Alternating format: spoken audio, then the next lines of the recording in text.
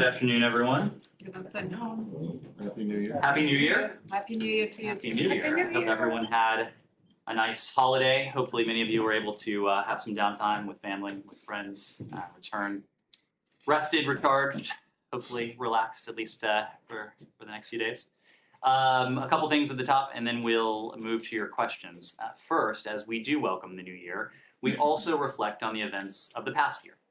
Since Russia's full-scale invasion of Ukraine on February 24th of last year, thousands of Ukrainian civilians have been killed, maimed, and wounded, and many have been victims of war crimes and other atrocities committed by Russia and Russia's backed forces in Putin's unprovoked, needless, and brutal war.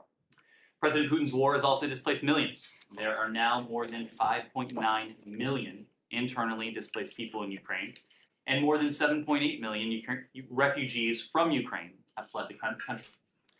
The Kremlin has furthermore made life harder for families around the world by stymieing essential food shipments from reaching developing countries and exacerbating volatility in the energy markets, which has affected supply chains and compounded inflation. The Kremlin's plans to splinter transatlantic unity have had the opposite effects. We look forward to Finland and Sweden joining an expanded NATO alliance, which is stronger and more purposeful than ever. EU and NATO member states remain fully committed to standing with and supporting Ukraine. On December 29th, President Biden signed the additional Ukraine Supplemental Appropriations Act that will provide $44.9 billion in emergency funds to support Ukraine and other partners and to address the global impacts of the war. While traditionally the holidays are a time of celebration and peace, Russia chose to ramp up its campaign to weaponize winter, subjecting the people of Ukraine to a barrage of missile and drone attacks on cities and critical infrastructure. But the Kremlin's attempts to instill fear and hopelessness in the hearts of Ukrainians are failing. Amid the sounds of warning sirens and the uncertainty of daily life, the people of Ukraine honored their heroes and celebrated their successes on the battlefield. We will stand with Ukraine for as long as it takes. As we have said, President Putin can choose to end this war today. We call on Russia to stop its attacks, to withdraw its troops from Ukraine, and to commit to peace in 2023.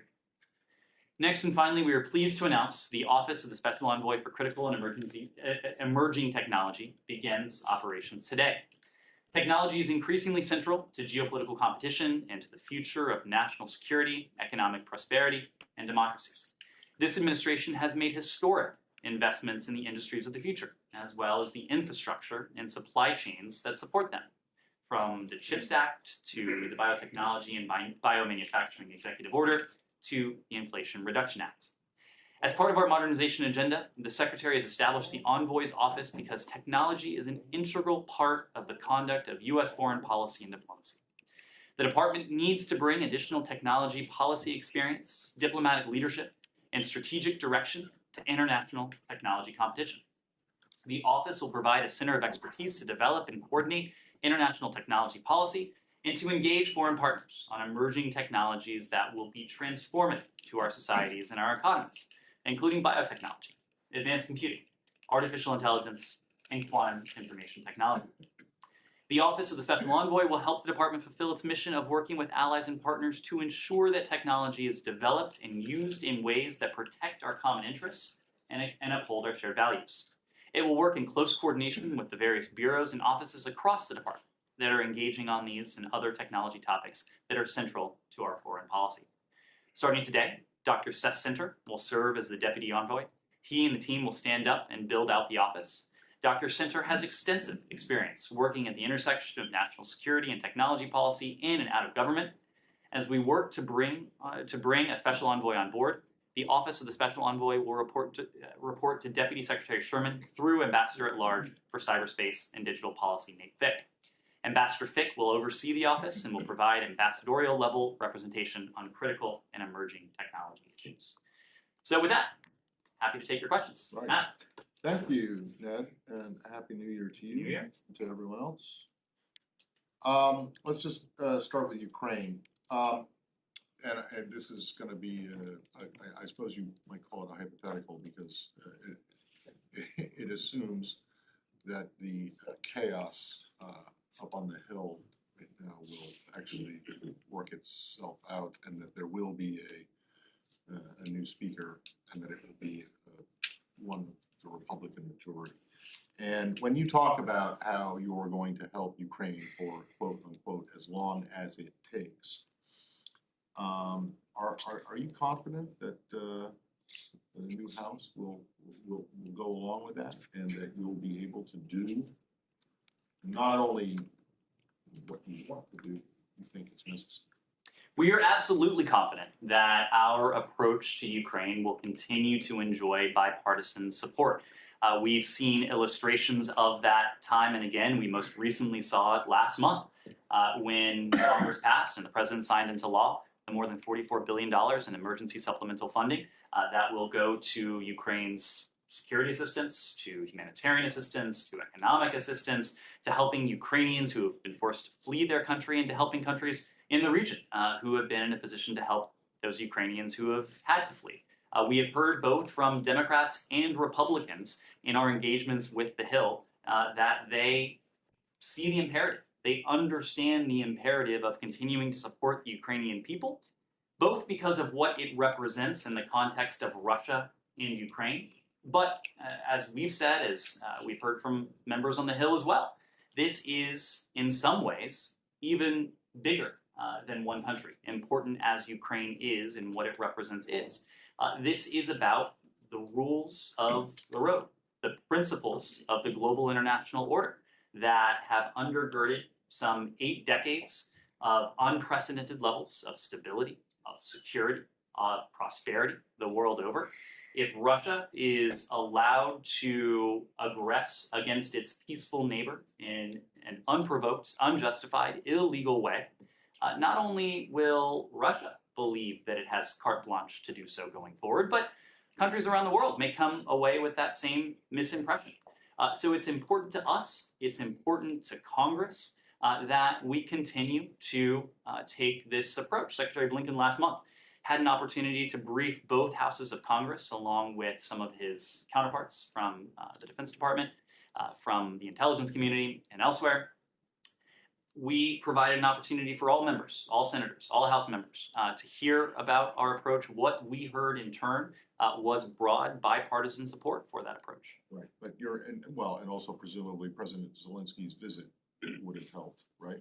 But you're not concerned at all that the stated interest of the incoming House majority in investigating the president's son, including things that involve Ukraine, won't dampen what you claim to be bipartisan enthusiasm? Look, I can't speak to the oversight agenda of the incoming 118th Congress. I will leave that to them. What I can say is that we have heard from members of the 117th Congress, many of whom remain in the 118th Congress, of their broad support for the people of Ukraine, for the government of Ukraine, and in turn, their broad support for the approach we've taken. Can I switch topics to Venezuela? Sure.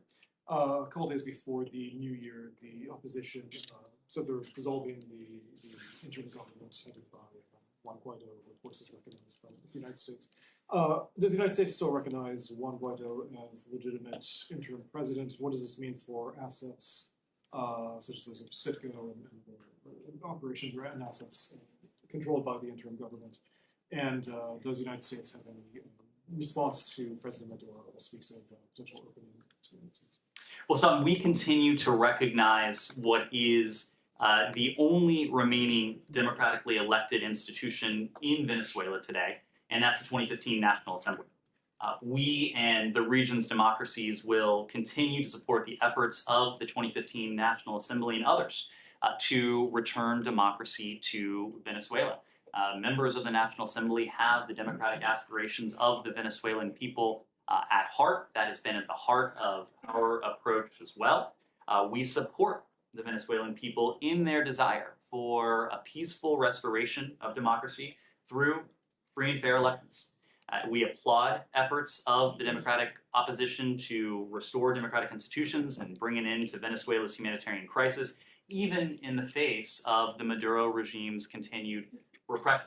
And we'll continue to work with the international community to help address the Venezuelan crisis and to press for free and fair elections in Venezuela, consistent with the wishes and desires of the Venezuelan people. The Venezuelan people they want a clear timeline for free and fair presidential and legislative elections. In that vein, we support the efforts of the unitary platform and the Venezuelan-led negotiations process as key drivers in the broader push to restore democracy, prosperity, and the rule of law in Venezuela. When it comes to the assets that you referenced, our overall Venezuela-related sanctions and related restrictions remain in place. I understand that members of the National Assembly are discussing amongst themselves how they will oversee these overseas assets. We're going to continue to have discussions with them on that front. In terms of our approach to Nicolas Maduro, our approach has not changed. He is illegitimate. We support the 2015 National Assembly as the only remaining vestige of democracy in Venezuela. Something on this? Yes. I have Erol Al-Khatib Al-Hurra. I have two questions. The first question is, what do you comment on the visit of the Israeli minister? Understand. But before we get to that, anything else on Venezuela? Just follow up Yeah, on that. sure. Just you say that they're discussing among themselves how to administer assets. I mean, is there a sense that there actually is still an interim government? There's actually still an institution, even if we consider that to be legitimate in terms of free and fair elections, that there actually is a body, a government that can administer. Well, there is an institution in the form of the 2015 National Assembly. Now, the 2015 National Assembly is going to have discussions amongst its members to determine precisely what that entity looks like. There is one individual who personifies the 2015 National Assembly, who represents the 2015 National Assembly, whether that's some sort of consultative body, whether it's a group of people. These are discussions that the 2015 National Assembly will need to make, and will remain in close contact with them as they make those decisions. So just a final point, Maduro himself has said that he's open to a better relationship with the United States. Do you take that seriously? Is the United States interested in engaging in any way to that end? Well, as you know, we have engaged when it comes to our core interests. We have engaged when it comes primarily to detained Americans. And we've been in a position to bring home several wrongfully detained American citizens from Venezuela over the past year, and in fact, over the past month or so, late last year. But again, our approach to Nicolas Maduro is not changing. He is not the legitimate leader of Venezuela. We recognize the 2015 National Assembly. We will continue to enforce our sanctions program against the Maduro regime. We will calibrate that sanctions program, as we've said before, based upon what we see from the Maduro regime in terms of advancing the prospect for the Venezuelan people achieving their democratic aspirations. There was positive movement late last year as the unitary platform and the regime met in Mexico City. We, of course, would like to see additional progress, because it would represent additional progress for the Venezuelan people as they seek to realize those aspirations. Anything else on Venezuela? Yes. So you say you still recognize the National Assembly of 2015. What about your view of Guaido? Do you still consider him as the legitimate president of Venezuela, or your view on him has changed? Well, Juan Guaido remains a member of the 2015 National Assembly, which we recognize, the 2015 National Assembly, because it is the last democratically elected institution in the country. We'll continue to coordinate with him as a member of the 2015 National Assembly and with other like-minded democratic actors in Venezuela to support the Venezuelan people in their aspirations for democracy, rule of law, and prosperity in their country. So not as the president of the transition government. Right? The 2015 National Assembly has renewed its mandate. It itself has made decisions. We respect and will respect the decisions that the 2015 National Assembly makes. Anything else on Venezuela? Venezuela? No. Okay. I did call on you, so Yes. it sounds like we're moving there. So yes, go ahead. I've got the Erol Al-Khatib Al-Hurra news channel. I have a question about your comment on the visit of the Israeli Minister of Security to Al-Aqsa, especially since many Arab countries that have signed Arab Accord denounced the visit. I have another question related to your comment on the political rapprochement between Turkey and the Syrian regime? Sure. So let me say broadly on the first question that the United States stands firmly for preservation of the historic status quo with respect to the holy sites in Jerusalem. We oppose any unilateral actions that undercut the historic status quo. They are unacceptable. The president has previously underscored the need to preserve that historic status quo at the Haram al-Sharif Temple Mount, as has the secretary. We have done so repeatedly with our Israeli partners. We have done so repeatedly with our Jordanian partners, whose special role as custodian of Muslim holy places in Jerusalem, we deeply appreciate. That is a message we will continue to reinforce. The second question, please. Can we continue with the Palestinian? Sure, and I'll come back to that in a second question. Okay, I mean, look, you, first of all, Happy New Year, Happy New Year. everybody. You constantly state the same statements and so on, but there is no action. You know, and if you continue to do this, this is what we will do. So what will you do if they continue to do this? I mean, Abbas just called on his ambassador to the UN to call for a Security Council meeting, for instance. Will you support that?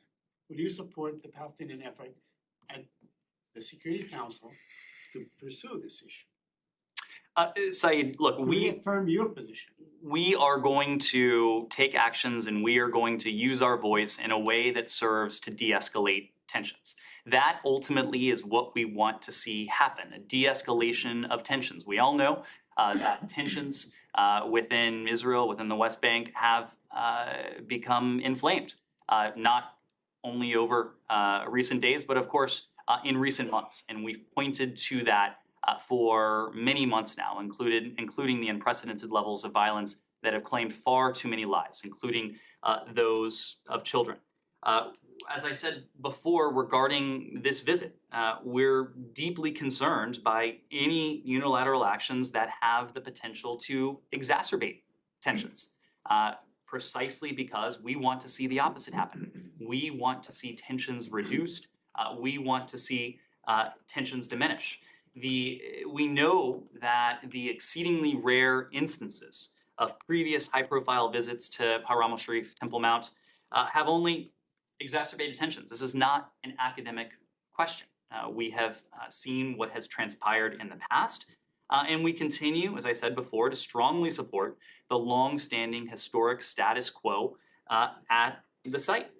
By the way, we also know, and we took note of the fact that Prime Minister Netanyahu's governing platform calls for preservation of the historic status quo with relation to the holy places. We expect him to follow through on that commitment. The Secretary has said very clearly before that it's absolutely critical that all sides exercise restraint, refrain from provocative actions and rhetoric, and preserve that historic status quo at Haram al-Sharif Temple Mount, both in word and in practice. That's what we'll be watching for. That's what we'll be using our words to encourage. You know, Ned, just let me remind you, and if you'll allow me a couple more questions on the Palestinian issue. If I may remind you, back in 2000, September 28th, as a matter of fact, 2000, Ariel Sharon stormed Haram Sharif and launched one of the most violent episodes in Palestinian Israeli history that went on for a very, very long time. We see the same thing happening again. I mean, Mr. Sharon went on to become prime minister at the time. Ben Gvir may become the next prime minister. You said you're going to judge these people by their actions. I think you said that, the Secretary of State said that, everybody said that in government. So that is the action. This is the action. How are you going to deal with this government? Well, first, Saeed, Prime Minister Netanyahu has said repeatedly that he is setting the policy of this government. We will be dealing directly with Prime Minister Netanyahu. We already have been dealing directly with senior representatives of the Prime Minister. But your point is precisely the one I alluded to just a moment ago. This is not an academic question. We know the historical analogies, the historical corollaries. And that's why we're deeply concerned. We are deeply concerned by any unilateral actions precisely because they have the potential to exacerbate tensions or worse. And that's why, we can look back to 2000, we can look back to previous instances. It's also why we call for the preservation of the historic status quo. It is a point we've made to our Israeli partners. It's a point we've made to them as recently as recent hours.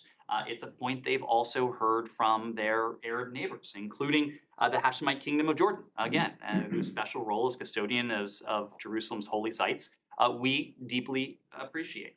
So this is a question we'll continue to discuss with our Israeli partners, with other Arab partners, as well as part of a broader effort to de-escalate tensions that unfortunately have only sharpened in recent months. Well, today the Israelis killed a 50-year-old boy, Palestinian boy, Adam Ayad. Do you have any comment on that? I mean, this is a daily occurrence.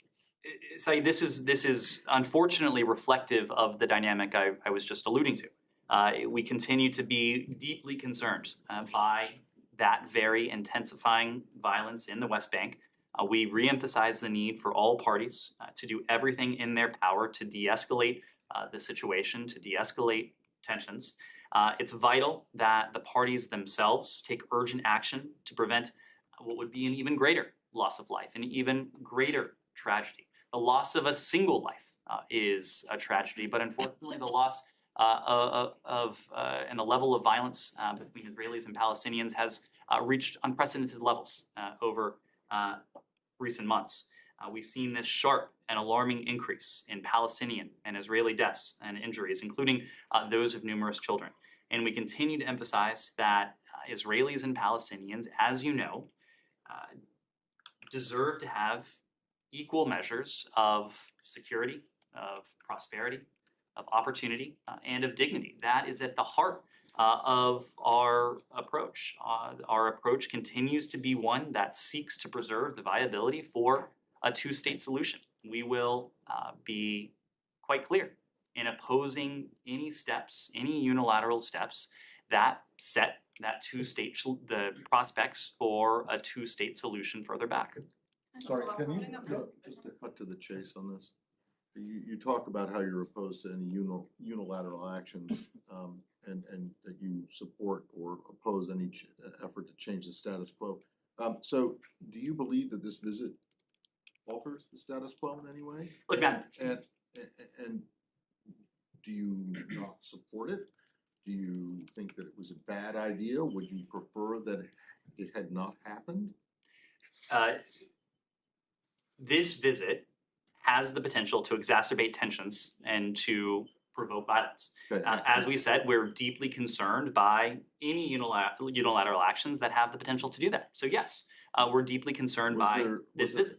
Now, when it comes to the historic status quo, it's not for me to define from here what the historic status quo is. It's not for the United States to prescribe what the historic status quo is. That's a question of history. It's a question for what the historic status quo is. It's a question for the parties themselves, including the Hashemite Kingdom of Jordan, whose role as the custodian of Jerusalem's holy sites. Again, we deeply appreciate. Do you know if the administration made it clear to this to the prime minister or to this specific minister that this visit would not be appreciated and would draw some kind of negative response from you guys? I am not aware that we've had any direct contact with this particular minister, but I can say that we have had conversations with our Israeli counterparts in the new government, including in recent hours. Right, and then the last thing is you said that we are going to, this is a quote from you, I think, if my notes are correct,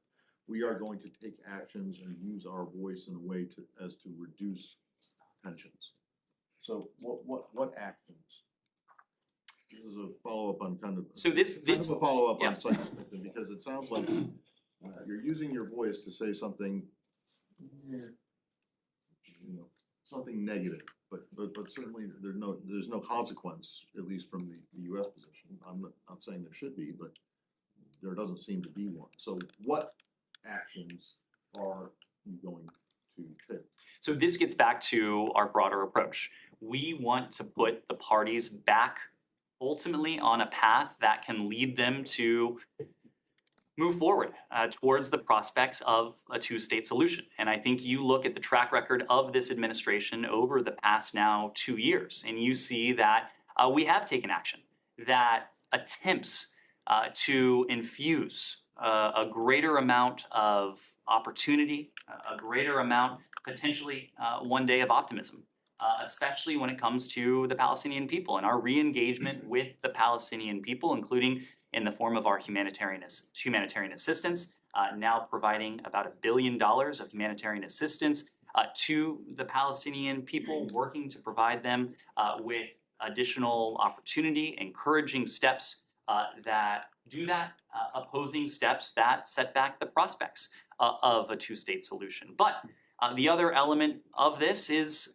working to de-escalate tensions. In some cases, we've done that in the background in a day-to-day fashion. That is what we're doing right now. But you can go and think back only to May of 2021 now, where we worked intensively with Israelis, with our Arab partners, with our regional partners, to bring an end to what had the potential to be one of the deadliest conflicts between Israelis and Palestinians in recent years. It turned out to be shorter in duration and to call victim to fewer lives because of the concerted efforts that the United States, together with our regional partners, including Egypt, including Qatar, including our Gulf partners, took to put an end to this conflict. That's also part of the recipe.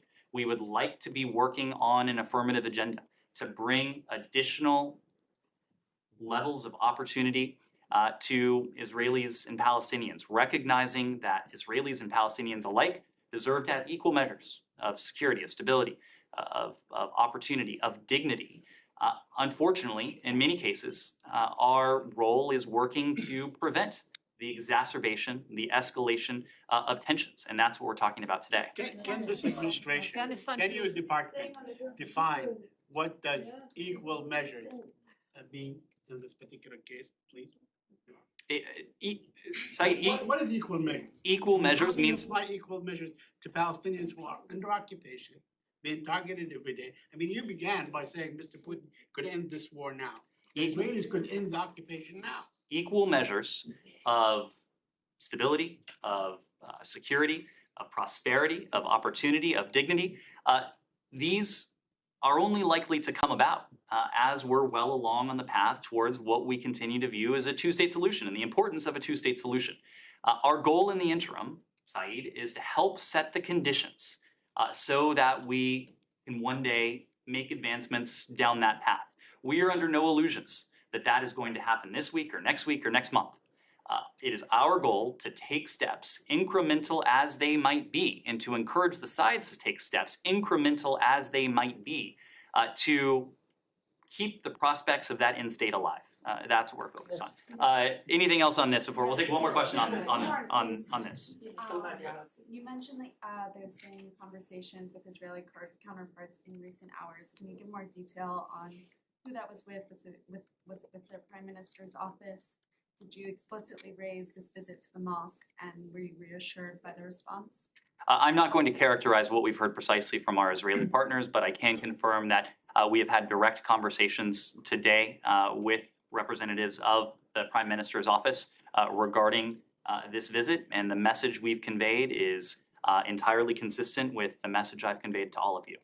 Kylie, go ahead. Real quickly. Okay.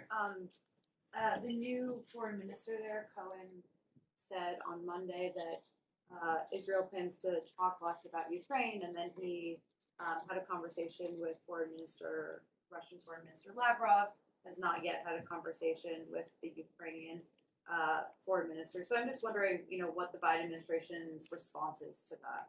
Well, I would note it's my understanding that Prime Minister Netanyahu did have a conversation with President Zelensky, and as Prime Minister, obviously, the Prime Minister is the pivotal player when it comes to Israel's foreign policy. Look, we're not going to speak to Israel's policies, what those policies are, or what they might be. Our position remains clear. Russia's war against Ukraine is a violation of international law.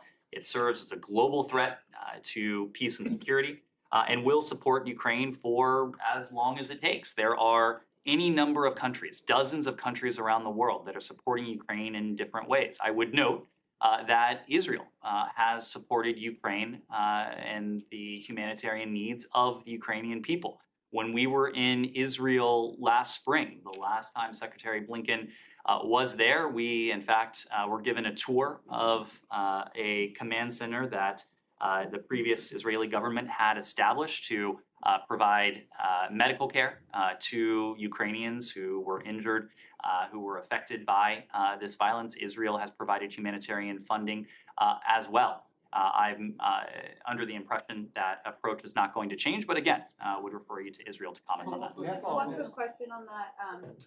In terms of Israel potentially playing a role or seeking to play a role in conversations down the road between Russia and Ukraine, do you think that there's room for them to do that with this new government? This is a question for Ukraine primarily. Israel, of course, has a relationship with Ukraine. Israel has a relationship with Russia. Israel's relationship with Russia looks different from the relationship the United States has with Russia. That's okay. How so? I'm sorry? Just can you elaborate on that? How so exactly? Well, obviously there are different interests that the Israelis have. I will let them speak to their interests and the details of their relationship with Russia. But we've consistently made the point that a number of countries around the world have engaged with the Russians in an effort to bring about an end to their illegal, unprovoked, unjustified war. There is nothing wrong with communication. We have communicated with our partners in the Russian Federation when it implicates our core interests. What matters much more to us, rather than the fact of communication, is the nature of the messages that are being conveyed. And if Israel or any other country has the ability to help bring about an end to Russia's brutal aggression against Ukraine, that's something we would welcome as long as the terms of that effort are acceptable to our Ukrainian partners. These are ultimately decisions for them and not for us, not for any other country. Yeah, may I follow up on this? Go ahead, Alex, and then Thanks so much. Israel in the past expressed its interest in sabotaging Iran's nuclear plans. I was wondering, given Iran's increasing efforts to supply Russia with drones, just in 48 hours, Ukrainians shot down near 90 Iranian-made drones. Is it subject to a discussion between U.S. and Israel to stop their cooperation against Iranian-made drones? And also, the administration expresses interest in establishing extensive task force to figure out how the U.S. or Western materials are ending up in Iranian drone manufacturing. Mm-hmm. Is this subject to those phone calls between the U.S. and Israel officials? We have absolutely had discussions with our Israeli partners regarding the threat presented by Iranian UAV technology and the proliferation of Iranian UAV technology to countries around the world, including to Russia. This has been the subject of conversations between senior State Department officials. It was a topic of conversation between Jake Sullivan and his counterpart at the White House just before the holidays. And as we've made clear, we have taken steps using our own authorities that seek to disrupt this proliferation network. We have designated Iranian individuals and entities. We're continuing to look for targets that meet that would be satisfactory in terms of this authorities that we have at our disposal. We're looking to harmonize our approach with countries, allies, and partners around the world to see to it that we are taking a coordinated approach to disrupt this pipeline of technology from Iran to Russia and other malign actors. Suppose the assessment on why Russia is stepping up drone attacks, and perhaps I should also ask how. I'm sorry, what was the question? Why is Russia stepping up its drone attacks in the past couple of days? What is your assessment? You would have to ask that question to Russia. What is clear to everyone is that President Putin's war aims have been a failure. They have been a failure since the earliest days of this conflict. The advances that our Ukrainian partners have made in recent months and recent weeks have again put a spotlight on the failings that we've seen from the Russian Federation. Whether this is a case of pure barbarism and vindictiveness or something else, I'm not in a position to characterize that. But what I can say is that the Russians are increasingly turning to critical infrastructure, to energy targets, to civilian targets. And that to us reeks of barbarism, desperation, and ultimately a failing strategy. Afghanistan. Afghanistan, sure. Thank you. Happy New Year. Happy New Year. Thank you. As you mentioned, unfortunately, we didn't celebrate it because of Afghan girl and Afghan women in Afghanistan. They're all crying. Even if you watch the TV, now we're living in globalization. Immediately we get news. Any update to bring our influences? Of course, you guys have influences to Taliban. Any change? Because still the Taliban keep the commitment. They say this is Sharia law. They are not going to open the school. And number two, the second question, Pakistan announced that they are attacked to Afghanistan because they said that Afghan Taliban encourage Pakistani Taliban to do something in their country. I don't know if they attack in Afghanistan in this situation. It's really crisis in Afghanistan. Nazira, I don't need to tell you now that we have seen repeated offenses on the part of the Afghan Taliban targeting the women, the girls, the people of Afghanistan repeatedly. Most recently, it was on December 24th, on Christmas Eve, when the Taliban issued the edict barring humanitarian organizations from working with women, barring female employees of national and international non-governmental organizations from the workplace. It was not lost on us that the Taliban announced this decision on December 24th. They may well have calculated that the United States and our partners around the world, many of our partners around the world, would have been distracted by the Christmas holiday, perhaps would have been slow in responding. We wanted to be very clear and very swift in condemning this outrageous decision. It was that very day that Secretary Blinken, that Deputy Secretary Sherman, that Tom West, our special representative for Afghanistan, that Rina Amiri, our special envoy for Afghan women and girls, that Karen Decker, the head of our Afghan Affairs unit, and others very clearly used their voices to condemn this move. It was just a couple days later when the G7, along with a number of other countries, put out a statement noting our collective grave concern about this reckless and this dangerous edict barring women from working with international NGOs. This decision puts at risk millions of Afghans who depend on humanitarian assistance for their very survival. We call on the Taliban to urgently reverse this harmful decision. We are monitoring the evolving situation very closely, the impacts that this edict has had that may potentially yet have. And we're in constant contact with UN and NGO partners on the state of their operations in Afghanistan. We know that women are central to humanitarian operations around the world.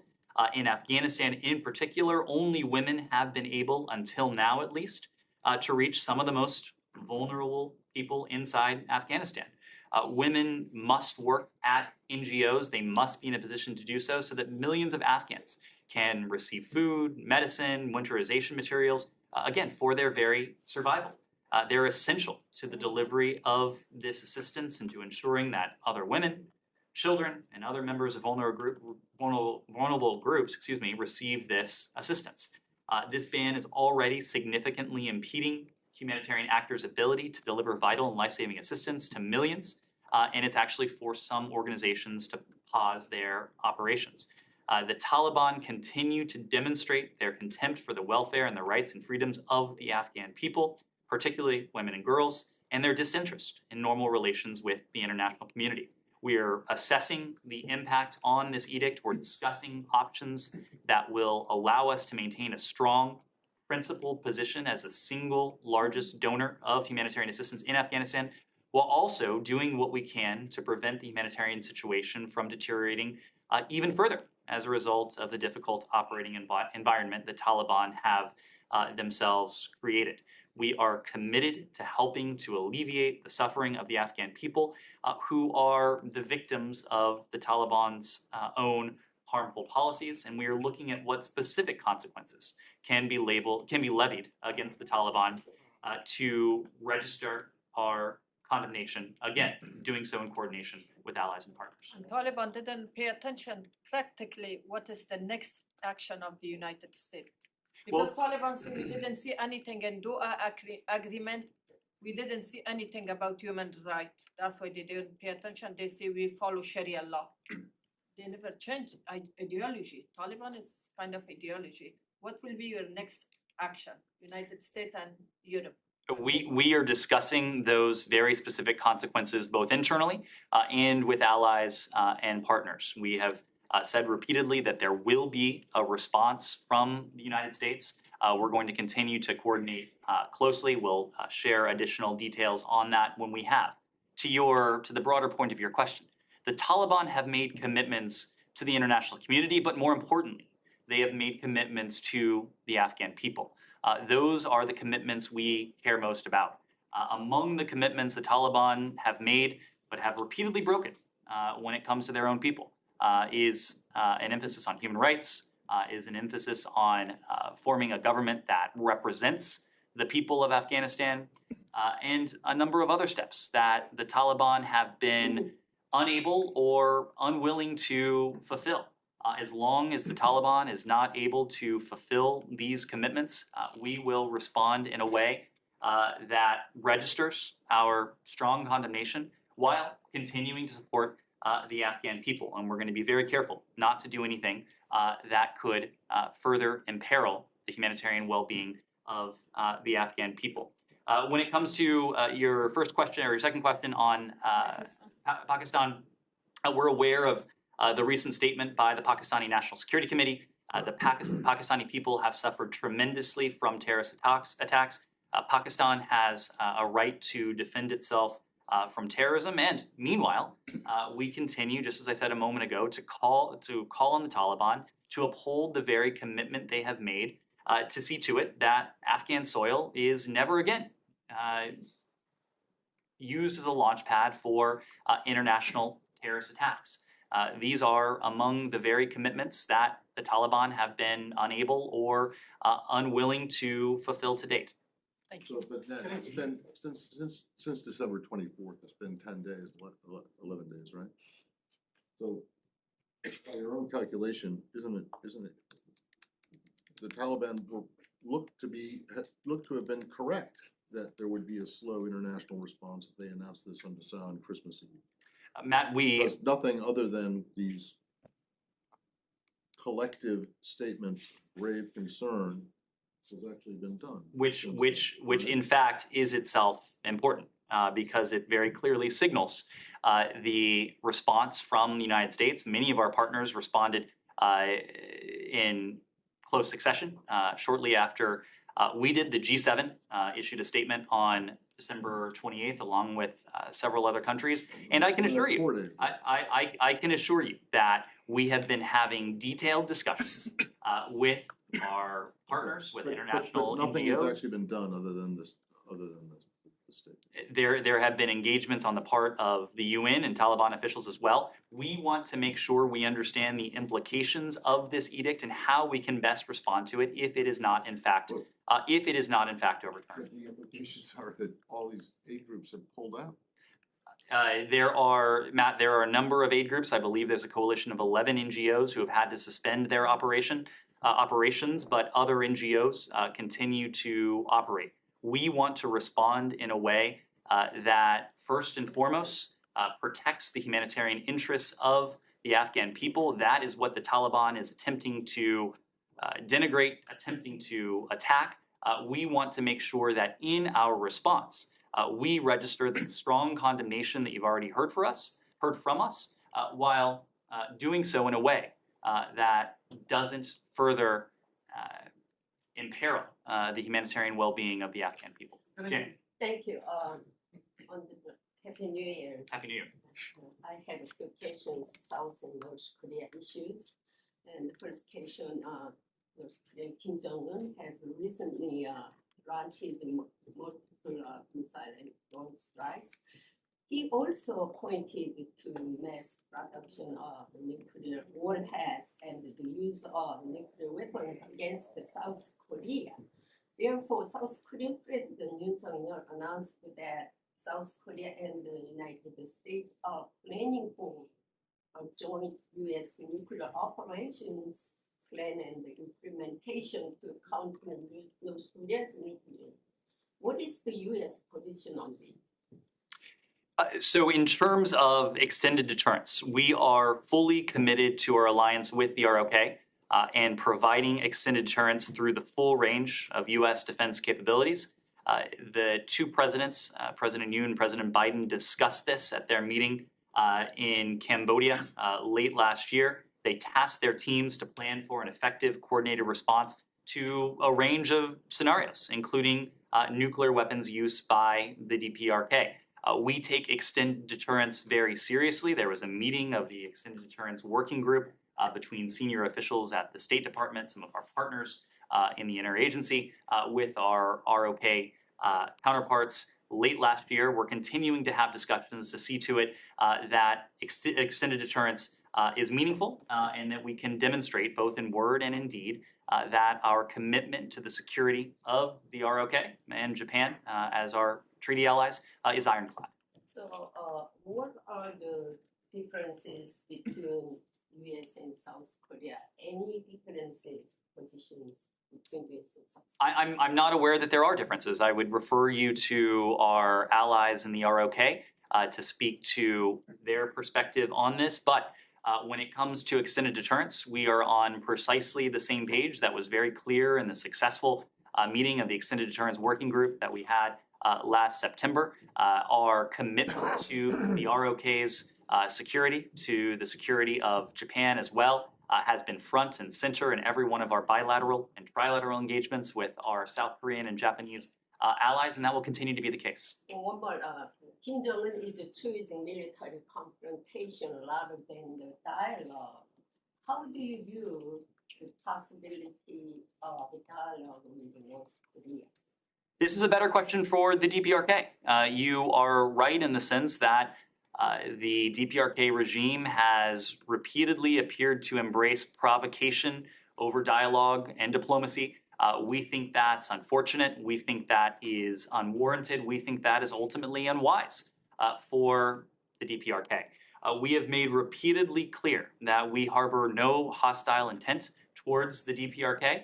We are prepared to engage in constructive, good faith, principled dialogue towards what is our ultimate goal. That is the complete denuclearization of the Korean Peninsula. Now, of course, I referred you to the DPRK on this question because they are the ones who have repeatedly refused to engage in that.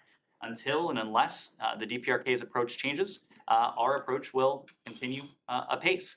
We will continue to maintain pressure, to add additional pressure as warranted on the DPRK, and to signal both in word and in deed our commitment to the security of our treaty allies in the Indo-Pacific. Yes? Thank you. Could you please share more details about Secretary Blinken's phone call with Chinese Foreign Minister Qin Gang?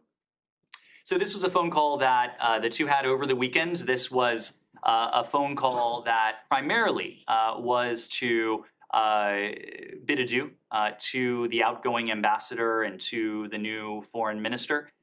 It was a phone call really to set the stage for what will be their relationship going forward as counterparts. Secretary Blinken did have an opportunity to have a meeting with Qin Gang in his role as PRC ambassador to the United States last month in December. Going forward, their relationship will be one of counterparts, and we fully expect that Secretary Blinken will have a number of opportunities in the coming weeks and months to speak to Qin Gang as foreign minister, to see Qin Gang.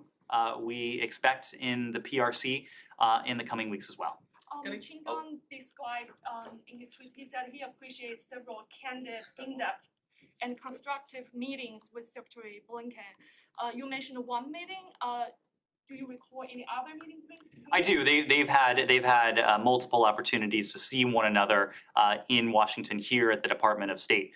Chen Gong is someone who has been to this building a number of times. He's had a number of meetings with our deputy secretary, but he's also had multiple meetings with the secretary, in addition to his meetings with White House and other officials here in Washington. Lastly, Chen Gong is considered as more soft-spoken and less confrontational diplomat. Do you see his appointment as a positive sign for U.S.-China relations?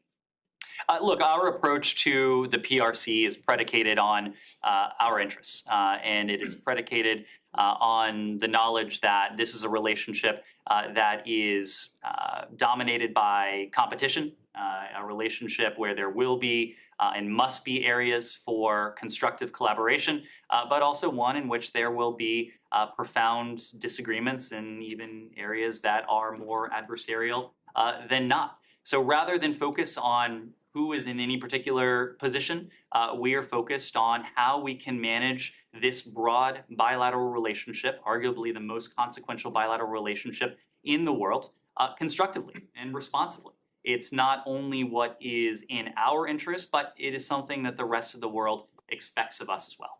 Can I follow yeah. up on China? Questions on China. Okay, sure. Thanks. Restrictions on people traveling from China to the U.S. go into effect in a couple of days. Chinese officials, as recently as earlier today, called this a political move not based on science. They're vowing to reciprocate. How do you respond? Well, this was and this is an approach that is based solely and exclusively on science. Ever since the earliest days of this administration, we have based these types of decisions that are made, by the way, by the CDC in close consultation with the Department of State and others, but that are based on science, that are based on epidemiology, that are based on the very public health concerns that undergird them. In this case, due to the surge of COVID-19 cases in the PRC and the lack of adequate and transparent epidemiological and viral genomic sequence data being reported from the PRC, we're taking deliberate, proactive steps to slow the spread of COVID-19 and to be on alert for any potential COVID-19 variants emerging. These data are critical to monitor the case surge effectively and to decrease the chance for the entry of a novel variant of concern. Other countries have been driven by the same concerns and have applied similar measures during the current surge of COVID cases in the PRC. As we've said, and Secretary Blinken said the last time he was here, we have offered the PRC vaccines and other COVID-19 support. The PRC has indicated publicly that it appreciates the offer but doesn't need the support. We continue to stand by that offer. And the second question, China continues to build up artificial islands in the South China Sea. Most recently, there were satellite images of the Spratly Islands being built up further. Other than calling on China to respect international law, what is this administration doing, or what can this administration do to prevent further buildup? So this is something, a concern that we have worked together with allies and partners, again, since the earliest days of this administration. It's a concern that we've registered jointly in some cases with our allies in the Indo-Pacific. We issued a statement regarding our concerns vis-a-vis the Philippines just before the holidays. It's also a concern that we share with many of our partners on the other side of the world, with our European allies and partners. One of the elements that we spent a great deal of time doing in our first year in office in 2021 was attempting to develop alignment with allies and partners regarding the various challenges that are posed by the PRC. We came into office at a time where there was relatively little alignment. We saw many of our closest allies and partners taking markedly different approaches to the PRC. By dint of the investment we made in trying and attempting to forge that alignment with partners in the Indo-Pacific and in Europe both, as well as places in between, we now arrive at the challenges, and we now confront the challenges from the PRC from a much stronger position. So we continue to register our concern. if there are practical steps that we can or that we need to take, we are in a position to do that much more effectively now that we are bringing a large number of allies and partners along with us. One question yes. on COVID in China. Okay. Before you Sure. obviously you and other U.S. officials and the World Health Organization has repeatedly asked and pressured China to share more data about the COVID cases in the country right now. Is there anything the Biden administration can do to compel them to share that information? Because it's obviously dangerous for the rest of the world. So will they face any costs if they don't? Well, I wouldn't want to get ahead of where we are, and I understand that PRC officials are meeting with WHO officials today on this very question. This is ultimately a question for the World Health Organization as the body that is in receipt, or at least should be in receipt, of much of this genomic and epidemiological data.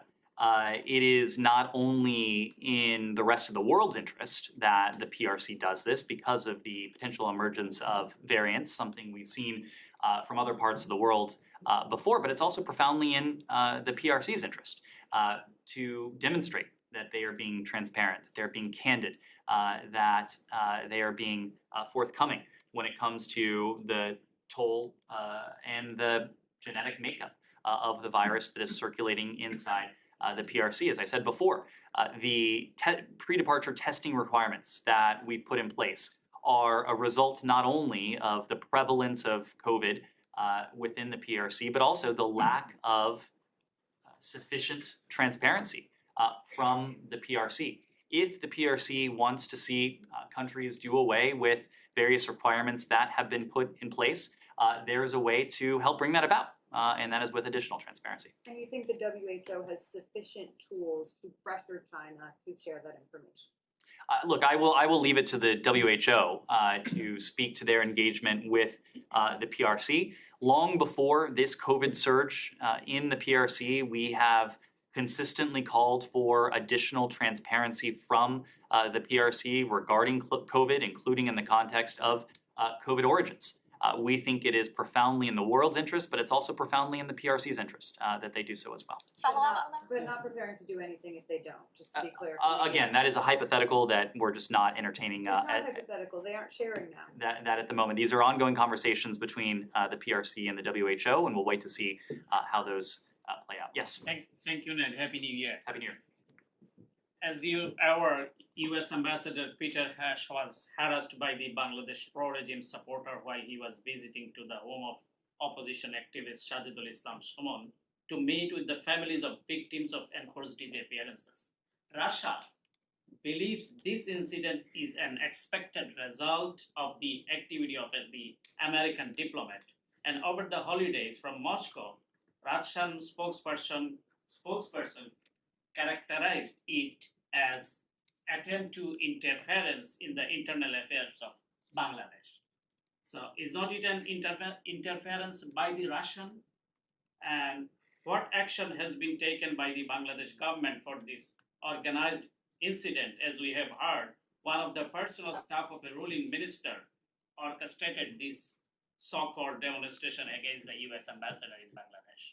Look, I'm just not going to weigh in on what we have heard from Russia on this. As you know, we often don't weigh in on propaganda. What I can say from our part is that we routinely meet with a variety of stakeholders across the political spectrum in every country in which the United States has a diplomatic presence. And of course, that includes in Bangladesh. The message that we've conveyed regarding what we've seen in recent months in Bangladesh has been one of concern about reports of intimidation, of political violence in Bangladesh. We've called on the government to respect and protect the fundamental freedoms of expression, of association, and peaceful assembly for the people of Bangladesh. That's something you've heard from me. It's something you've heard from this department. It's something you've heard from our ambassador in Bangladesh. We stand by those calls and will continue to issue them. It is what we do around the world. But one more on Bangladesh. Will you call for immediate release of the opposition leaders, as thousands, Bangladesh government arrested thousands opposition leaders and activists, including the party secretary general. And as you know, the party chairperson also is in house arrest for a long time.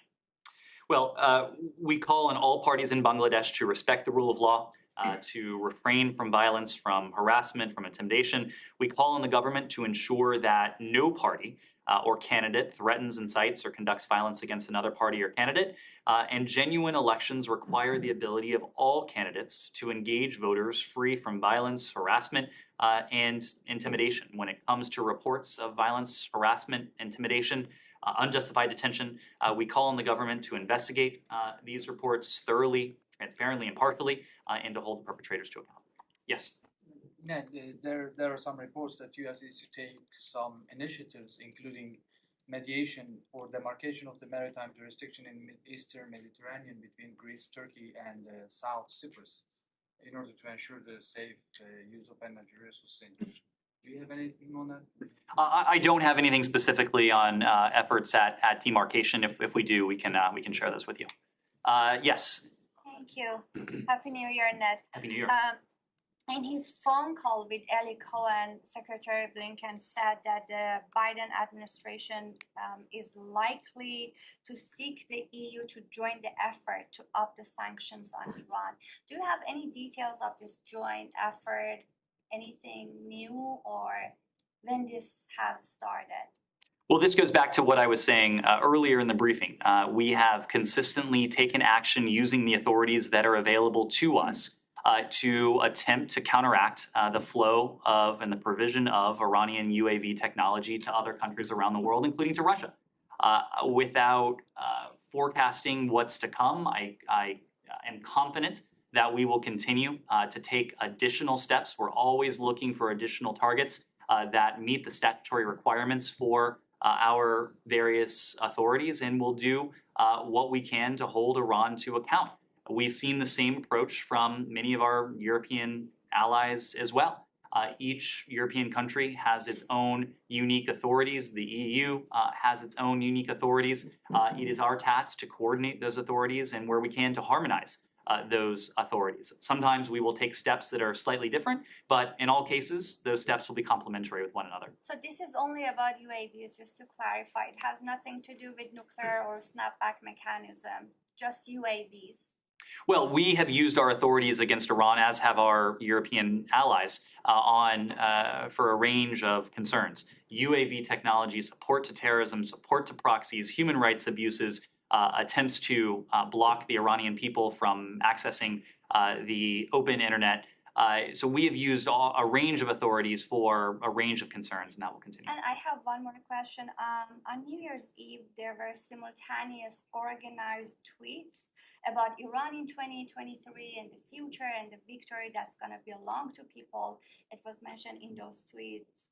It was published by 6 important Iranian public figures who are somehow leading the opposition against the Islamic Republic, including Prince Reza Pahlavi. These tweets gave hope to people that somehow maybe a coalition against Islamic Republic can be formed. If this happens, can you tell us that you're gonna support that coalition? Well, first and foremost, this is a question for the people of Iran, how or if they want to organize themselves. What we have seen over the course of the now multiple months of protests by the Iranian people has been remarkable in many senses, in the sense that it has been sparked and in many ways carried by the women and girls of Iran, but also the fact that it has been organic. It has crossed ethnic lines. It has crossed geographic lines inside of Iran, and it has, in a sense, been leaderless. That has allowed these protesters to continue and to persist with their efforts in ways that previous movements in Iran have not been able to. So this is a question for the people of Iran, how they wish to organize themselves, what they wish to call for, what they see as their ultimate objective. It is our role and responsibility to support their freedom of expression, their freedom of assembly, every single other universal right and freedom that belongs to the Iranian people. Follow up, Follow up, and I'll come back to you. Thank you. The new Israeli Prime Minister and his government are going to follow up on his previous old policy with regards to the nuclear talks. And he has said that, they're going to try their best to stop the revival of that agreement. Is the Biden administration now a little more maybe on the same page with the new Israeli government, given that the talks have practically came to a standstill during the last 6 months? They've been at a standstill. And the fact that President Biden said during a midterm election campaign that the JCPOA is dead. So on the first part of your question, we're always in intensive and constant discussion with Israel on Iran, including on Iran's nuclear program. There's no greater supporter of Israel's security than President Biden, and we remain ironclad. Our commitment to Israel's security is ironclad. The point we've made is that the Iranians killed the opportunity for a swift return to mutual compliance with the JCPOA. They most recently did so in September when they turned their backs on a deal that was, by all accounts, essentially finalized, ready to go. Since then, the JCPOA just hasn't been on the agenda. It hasn't been on the agenda for months. It hasn't been our focus. Since September especially, our focus has been on standing up, as I was telling your colleague, for the fundamental freedoms of the Iranian people, and countering Iran's deepening military partnership with Russia and its support for Russia's war in Ukraine. So even though the JCPOA hasn't been on the agenda for months, what is very much alive is President Biden's absolute commitment to never allowing Iran to acquire a nuclear weapon. We continue to believe that diplomacy is the best way to achieve that goal, but we've always been clear we're not going to remove options from the table, and we're going to continue to discuss all options with our partners, including, of course, Israel. Now, Iran has been bringing this subject up at least during the last 3-4 weeks, at least once every week. Have they communicated anything? Do you see them bringing the subject up as maybe something to overshadow what's going on with the demonstrations, or do you see any seriousness? Have you seen any indication of any seriousness? Well, look, the fact is that for months now, we have only seen foot-dragging and empty promises by Iran.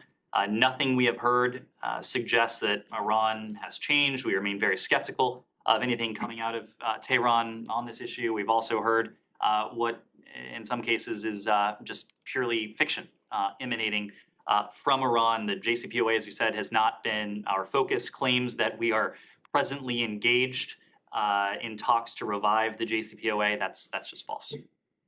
Yes. Keeping on Iran, the UK is reportedly set to label the IRGC as a terrorist organization. Can you broadly say whether that's something the US would support and whether there are any concerns that designation might further derail the stalled talks? Well, we encourage our allies and partners to consider any applicable sanctions authorities, including whether the IRGC should be designated as a terrorist organization under their laws. As you know, in this country, the IRGC remains designated by the United States as a foreign terrorist organization and is a specially designated global terrorist organization. Yes. Thank you, sir. It's about Ukraine. Do you foresee any peaceful solution for Ukraine during this year? Or do you expect the fighting to continue until the end of the year and far beyond? Well, that is really a question not for us. It may not even be a question for Ukraine. In fact, it probably is not one. It is really a question for Russia, because it is ultimately Russia that is going to have to make the decision regarding putting an end to the war that Russia itself started. As I said in the statement at the top of this briefing, Russia could end this war today if it were to remove its troops from Ukraine. It could do so tomorrow. If Russia were to stop fighting, the war would end. If Ukraine were to stop fighting, Ukraine would end. Secretary Blinken made that point late last year. It remains as true as ever today. we've heard from President Zelensky and some of his advisors their vision for a just peace. They have made very clear that what they seek is a just peace. We want to see that just and durable peace come into existence as well. But the point we've made since last year is that just as President Zelensky was presenting that vision of a just peace, there was a split screen. On one screen, it was President Zelensky speaking to the G20 about his vision for a just peace. On the other, it was additional Russian bombs and missiles raining down predominantly on civilian targets, on energy targets, on infrastructure targets, on schools, on residential buildings, on playgrounds, on hospitals. That is what we have seen play out time and again over recent months. We may follow up on this. Let me go to you in the Question on Russia. Sure. Can you tell us more about the new U.S. ambassador to Russia, Tracy's mission in Moscow? And Senator Schumer recently said that she will be tasked with standing up to Putin. Do you agree with this view? And when will she arrive to Moscow? So she was just confirmed late last year. I know that the ambassador very much looks forward to moving to her post in Moscow, where she will be an excellent steward of U.S. policy towards the Russian Federation. She obviously is no stranger to Moscow. She served as the deputy chief of mission there before, and she's someone who knows the bilateral relationship as well, if not better, than anyone. So we look forward to having her in place. We look forward to having her in place because it's important that we have Senate-confirmed ambassadors in place representing the United States around the world. But it's especially important in the case of Russia that we maintain channels of communication. We think channels of communication are important in times of tension. They're vitally important in times of conflict, such as now. So I know that in the coming days, she'll have an opportunity to settle in Moscow and to begin leading the mission, as I know she's eager to do. Do you have any meetings with Russian officials to review, to discuss new start or irritants? Well, as you know, late last year, there was a planned meeting of the Bilateral Consultative Committee. We were very much looking forward to the meeting of the BCC. We are grateful to Egypt for hosting that meeting on Egyptian soil. But at the very last minute, unfortunately, Russia decided to cancel that engagement. This goes back to what I was saying a moment ago. We believe that lines of communication and channels of communication are important. They are important, especially so when it comes to issues of strategic stability. And we hope to see this rescheduled, but ultimately that's going to be a question for Russia. Alex, and then two questions. Going back to your opening statement, you said that we will stand with Ukraine as long as it takes, which is appreciated, but also it sounds like a borrowed talking point from last year. We heard French President yesterday say that France will stand with Ukraine until victory. Are you prepared to say the same by reflecting the U.S. policy? That is our approach. We are going to stand with Ukraine for as long as it takes. We will continue to work with allies and partners to do that. We ultimately want to see an independent, sovereign, prosperous Ukraine with the means to defend itself. This is the end state that President Biden put forward in his op-ed late last year. It continues to be the end state that our approach is tailored to help bring about. So the U.S. will stand with Ukraine until victory? We want to see a Ukraine that is independent, that is sovereign, that is prosperous, and that has the ability to defend itself. Thanks so much. And lastly, on Armenia, Azerbaijan, when the secretary brought the foreign ministers together here in this town, you were expressing hopes that the ministers will meet again. And there was some hopes that they would also maybe sign some agreement until the end of the year. Do you have any disappointment on your end that the talks went nowhere? The ministers, in fact, hadn't even met in December. And can you just give us sort of like bigger picture of what we should be bracing for? There are concerns that talks will go nowhere and the sides are back to the confrontation? Well, we continue to maintain our commitment to promoting a secure, stable, democratic, and prosperous and peaceful future for the South Caucasus region. We continue to engage bilaterally with like-minded partners like the European Union and through international organizations like the OSCE to facilitate direct dialogue between Azerbaijan and Armenia to find solutions to all outstanding issues relating to or resulting from the Nagorno-Karabakh conflict. As you know, there were a couple of occasions where the Secretary himself had an opportunity to bring together his partners, his counterparts from Armenia and Azerbaijan. We did so once here in Washington at Blair House. Late last year, we did so once in New York City on the margins of the UN General Assembly in September. We will continue to do what, in our estimation, has the best prospects of moving forward. That vision of a secure, stable, democratic, prosperous, and peaceful South Caucasus region. We, of course, want to see the parties make progress themselves. It is not for us to prescribe what a comprehensive solution to this conflict looks like. That is the hard work that the parties themselves will have to do. Are the U.S. willing to step up its efforts now that Russia and Brussels mediating efforts have gone nowhere? We have been routinely engaged, and we will remain very much engaged with the parties bilaterally, trilaterally, through the OSCE, through other partners as well, to help bring about that end state. Kylie?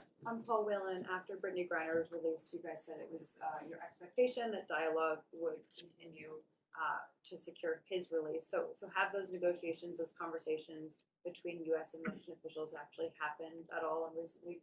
We have had direct conversations with Russian officials regarding Paul Whelan, who remains wrongfully detained, and who we are determined to bring home to his family, to his loved ones, just as soon as we can. Our imperative is to see that outcome brought about swiftly, so it doesn't do us any good to speak to the details of that.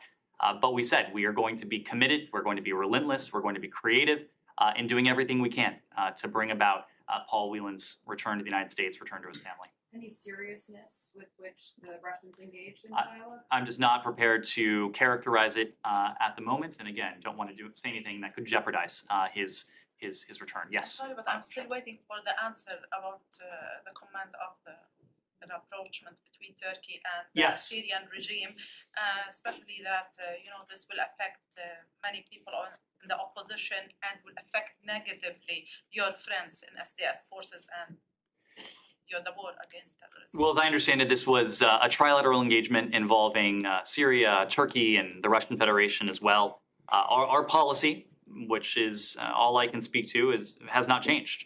We do not support countries upgrading their relations or expressing support to rehabilitate the brutal dictator Bashar al-Assad. We urge states to carefully consider the Assad regime's atrocious human rights record the past 12 years, as it continues to inflict atrocities on the Syrian people and to deny access to life-saving humanitarian aid. As the Syrian people continue to suffer through nearly a dozen years of war, our support for a Syrian-led political solution in line with UN Security Council Resolution 2254 remains firm, and we'll continue to work with allies, partners in the UN to ensure that a durable political solution remains within reach. But did you talk with Turkey about this issue?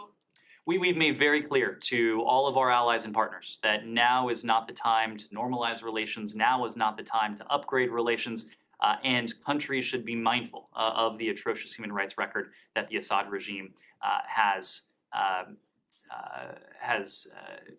inflicted upon its people over the past 12 years. Thank you all very much. Thank you.